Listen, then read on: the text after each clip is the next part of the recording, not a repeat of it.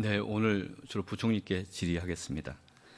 저희가 지난 긴급 현안 질의할 때 총리, 부총리가 안 나오셔서 저희가 좀 문제 제기를 했었고요. 오늘 또 이제 총리가 안 나오셔서 지금 논란이 되고 있어서 말씀을 좀 드립니다.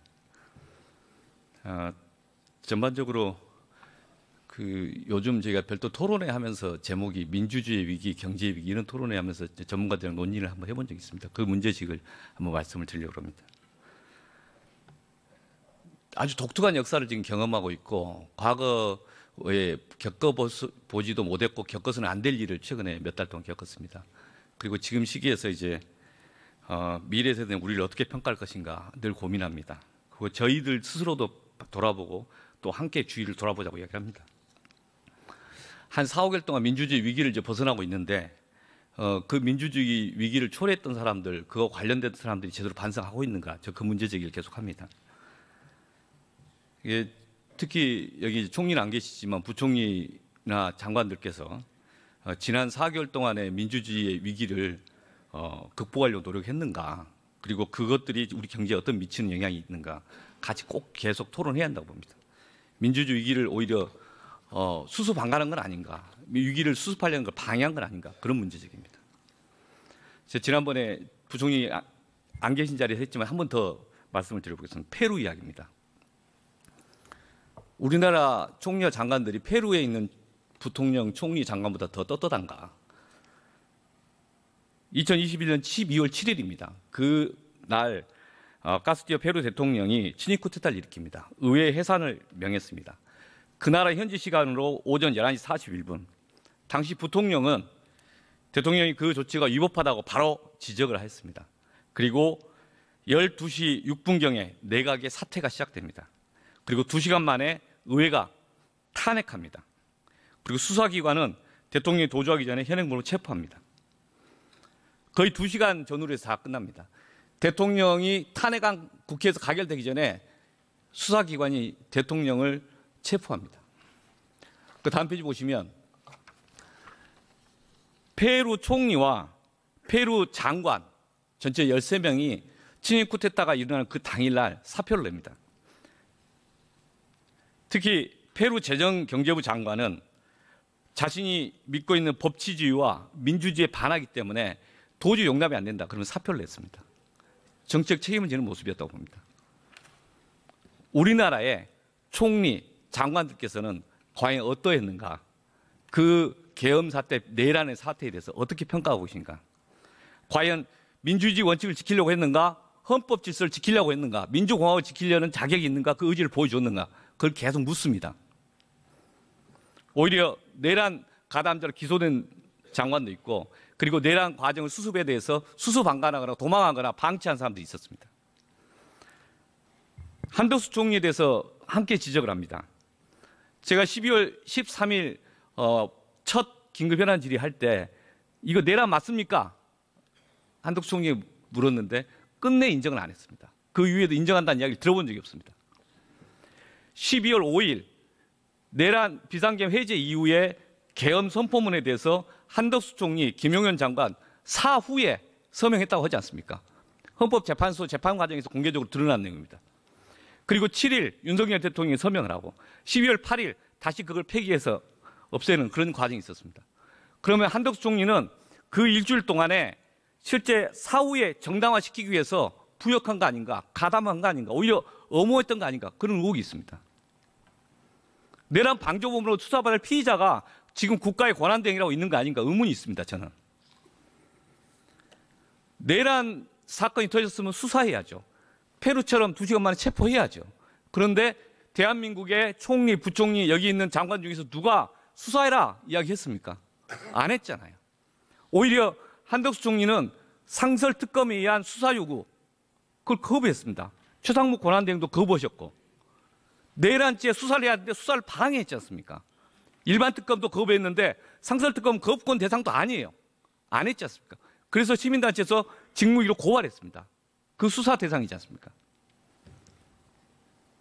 최근 헌법재판소 재판 과정 나오지만 헌법재판을 통해서 탄핵을 해야 되는데 그 과정을 방해하려고 한덕수 권한대행 임명 거절했지 않습니까? 국회 목소에 헌법재판관 3명.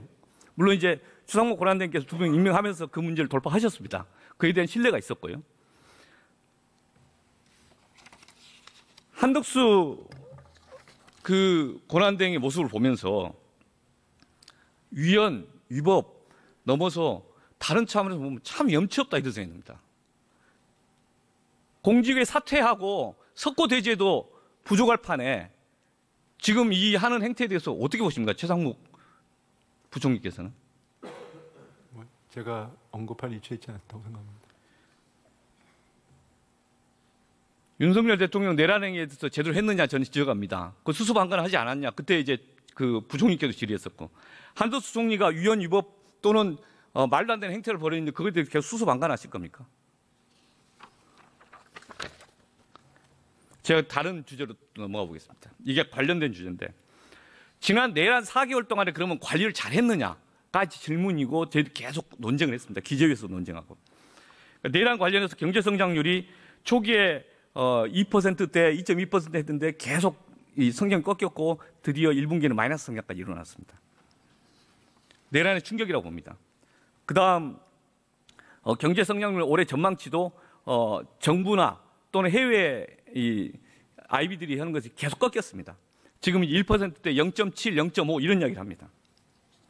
그러면 지금 내란 그 국면 놓고 봤을 때 경제 위기 극복을 위해서 경제팀은 최선을 다했는가? 그 질문을 안 할 수가 없습니다. 12월 10일 기재위원들이 이창용 총재를 만나러 왔습니다. 그리고 그 자리에서 이창용 총재가 2가지 요구를 했습니다. 나라가 급박한 상황이기 때문에 정치적 불확실성을 최소화해야 된다. 빨리 정리해야 된다. 그 이야기했고요. 2번째는 대외 신인도를 고민해서 경제팀이 안정적이고 일관되게 가도록 해야 된다. 정쟁하지 말고 여야 간에 그 이야기를 했습니다. 저희는 전적으로 그 문제의식에 공감을 했습니다. 그리고 그것을 유지하려고 노력을 했습니다. 그런데 정치적 불확실성을 해소하는 것은 헌정 질서로 빨리 복원하는 것이고 탄핵과 그 이후의 절차로 가야 되는 것입니다. 그런데 그 헌정 질서에 복원하는 과정에 어떤 역할을 했는가? 오히려 권한대행이 헌정 질서의 정상 회복을 가로막고 실제 내란죄 수사도 가로막고 그렇게 해서 국가의 정책 불확실성을 계속 지속시키는 절대적 기여를 했지 않습니까? 그 과정에 초기에 최상목 권한대행은 나름 한 돌파를 했지만 그 뒤로 내란죄 상설특검 수사 계속 방치했지 않습니까? 수사 거부하고 그에 대한 책임이 있다 저는 그렇게 봅니다. 정치적 불확실성이 있기 때문에 경제가 더 불안한 건데 그 정치적 불확실성을 해소하려는 노력을 했는가? 이 문제가 있는 겁니다. 경제팀이 나름대로 운영될 거라고 신뢰를 했습니다. F4 중심으로 운영돼야 된다라는 이야기에 대해서 존중을 했습니다. 그 말이 틀리지 않았다고 봤습니다. 저희가 그런 시각 속에서 바라봤는데 실제 그 F4에서는 그런 것만 했느냐 의문이 있다는 겁니다. 지금 한덕수 총리 오늘 어제 뭐 기사들이 막 나오는데 내란 과정에서는 계속 가담 방조 의혹국 쌓이고 그리고 내란 수습 과정에서는 오히려 내란을 더 확장시키고 국가를 혼란스럽게 시키고 그 다음에 지금 와서는 국민 경제를 볼모해서 자기 정치하겠다고 나서는 거 아닙니까? 저 기재위에서도 이야기했습니다. 우리나라가 기재부 나라입니까? 아니면 기재부 정당이 따로 있습니까? 아니면 기재부 출신들이 정치하는 겁니까? 좀 궁금합니다. 이 어떻게 답변하실 겁니까? 국민들이 물어볼 때. 다음 화면 보시겠습니다. 정치 불확실성이라고 하는 그 것인데 이 달러 인덱스 두 개 최근에 2월 중순부터 이제 벌어졌습니다. 환율과 달러 인덱스. 이게 정상입니까? 부총리께 어떻게 보십니까? 왜 벌어졌다고 생각하십니까? 뭐 여러 가지 요인이 있지만 국내 정치적인 불확실성도 요인이라고 생각합니다. 네. 저걸 많은 분들이 전문가들이 저렇게 평가를 하십니다. 이게 통상적으로 환율과 달러 인덱스는 같은 방향으로 가는데 이게 벌어지는 것은 대한민국만의 주변 국가가 아니라 대한민국만의 고유한 정책 불확실성 때문에 그렇다. 그게 영향이 크다. 저게 원인이다. 뭐 거기다 추가로 이제 관세 충격 때문에 우리가 아무래도 그 익스포저가 크니까요. 그 같은 영향이 동시에 같이 있다고 생각합니다. 그래서 주변 국가의 문제에 대해서 주변 국가의 그 관세 문제 있다 할지라도 우리나라 정책 불확실성 때문에 나서는 우리의 피해가 있다. 네, 그래서 그 점을 최선을 다했느냐에 대해 묻자는 겁니다. 경제 정책만 아니라 정치적 과정 자체가 경제에 직접적 충격을 주고 있기 때문에 이 말씀을 드립니다. 다음 보시겠습니다. 지금 우리는 추경을 이야기합니다. 그 추경에 대해서도 저희가 고유한 주장을 하지는 않았습니다. 12월 10일 한국은행 총재 그런 이야기를 하셨기에 그 뒤부터 많은 부분에서 F4에서 이야기하는 걸 존중하고 F4의 문제식을 가급적 미리 소통하려고 그랬습니다. 한국은행에서 12월 15일입니다. 그때부터 이미 조속한 추경을 통해서 경기 하강 위험이 있고 대응을 하자라고 있었습니다. 저는 공감했었고요. 1월 중순부터 또 일정 규모의 이 15조, 20조 추경을 해야 한다. 한국은행 총재 이야기했습니다. 저희들 적극적으로 존중했습니다. 그때의 모든 스탠스는 추상목 부총리와 한국은행 총재가 바라보고 있는 한국 경제 책임감, 그것을 존중하고 우리가 그것에 교란되지 않고 정치는 정치적으로 가고 그 경제팀 경제로 가야 한다고 봤습니다. 실제 그런데 추경이 그렇게 가지는 않았습니다. 그래서 이건 뭐냐? 이거 혼란이 있었고 불신이 쌓였고 의혹이 쌓였습니다. 그래서 늦장 추경 이야기하는 겁니다.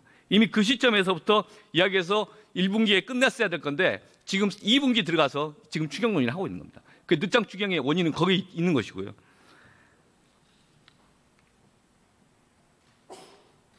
그래도 한 말씀 제가 드리면 안 될까요? 네.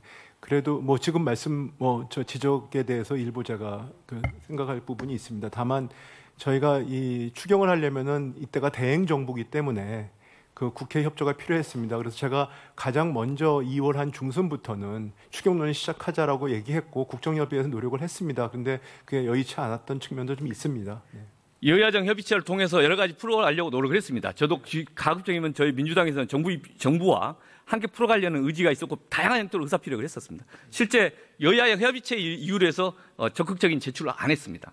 그 여야 협의의 문제가 그 최근에 헌법재판관 40명 임명할 때 여야 협의와 비슷한 메시지였습니다. 이건 뭐냐? 핑계대는 것처럼 보였습니다. 그래서 지연하고 있는 거 아니냐? 정치하고 있는 거 아니냐? 근데 그때 그 여야 협의체에서 제가 임했던 자세를 보면 뭐 그렇게 생각 안 하실 겁니다. 다음 이제 추경 관련해서 한 두 가지만 좀 현실적인 이야기 좀 하겠습니다. 저는 지금 현재 국민 경제에 큰 추격을 줬던 것에 대해서 가장 첫 번째 내란이고 내란을 수습하려고 노력을 했는가에 대해 경제팀에 대해서 여전히 질타받을 수밖에 없다고 저는 그렇게 보고 그것에 대해서 지금 한덕수 총리의 하는 행태는 정말 염치 없다 그 말씀을 다시 드립니다. 그와 별개로 지금 내수가 활성화돼야 되는데 내수 활성화돼서 충분한가 현재 추경이 그래서 그와 관련해서 개인 회생 채무조정 다 아시는 도표입니다. 이거 뭐 특이한 도표도 아니고 최근에 계속 증가되고 있고 서비스가 이제 말라버려서 지금 계속 지수가 마이너스로 가고 있고 그래서 나왔던 문제식 중에 하나가 적극적인 채무조정 필요한 거 아닌가 그 서비스 산업을 좀 활성화시키기 위한 뭔가 관광산업 활성화 필요한 거 아닌가 그런 이야기가 있었습니다.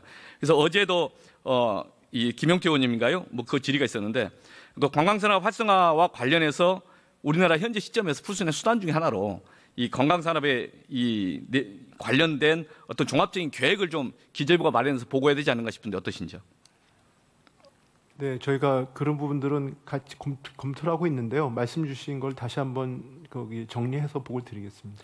어제 김영태 의원이 이야기하시는 것은 문체부의 숙박 페스타 관련해서 숙박 할인권이 이게 작년에도 상당히 이제 일정 정도 효과를 냈다라는 보고서들이 있었는데 아마 이제 지출 대비해서 한 12.8배 여행 경비 유발 효과가 나타난다고 그러는데 올해 3월, 6월, 10월 3회 걸쳐 한다고 그럽니다.